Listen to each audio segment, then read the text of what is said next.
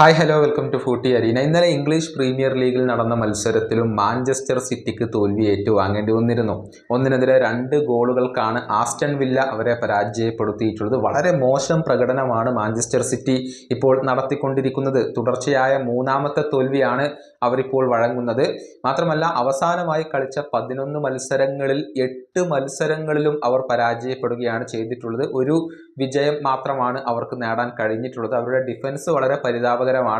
അവസാനത്തെ 12 മത്സരങ്ങളിൽ നിന്ന് 28 ഗോളുകൾ അവർക്ക് വഴങ്ങേണ്ടി വന്നു എന്ന് പറയുമ്പോൾ തന്നെ അവരുടെ ആ ഒരു പരിതാപകരമായ അവസ്ഥ എത്രത്തോളമാണ് എന്നുള്ളത് നമുക്കറിയാൻ കഴിയും.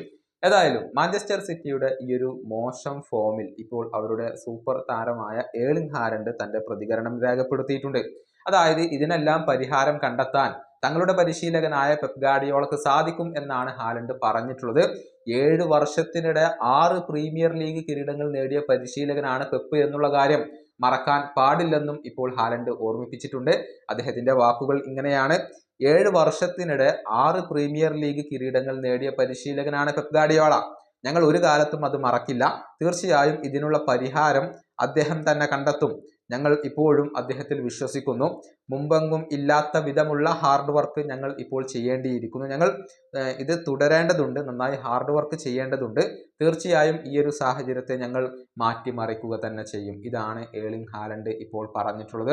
ഏർലിംഗ് ഹാലൻഡും മോശം പ്രകടനമാണ് നടത്തിക്കൊണ്ടിരിക്കുന്നത്. സീസണിന്റെ തുടക്കത്തിൽ കാണിച്ച ആ ഒരു ഗോളടി മികവ് ഇപ്പോൾ പുറത്തെടുക്കാൻ അദ്ദേഹത്തിന് സാധിക്കുന്നില്ല എന്നുള്ളതാണ്. നിലവിൽ പ്രീമിയർ ലീഗ് പോയിന്റ് പട്ടികയിൽ മാഞ്ചസ്റ്റർ സിറ്റി 6ാം സ്ഥാനത്തേക്ക് പിന്തള്ളപ്പെട്ടിട്ടുണ്ട്.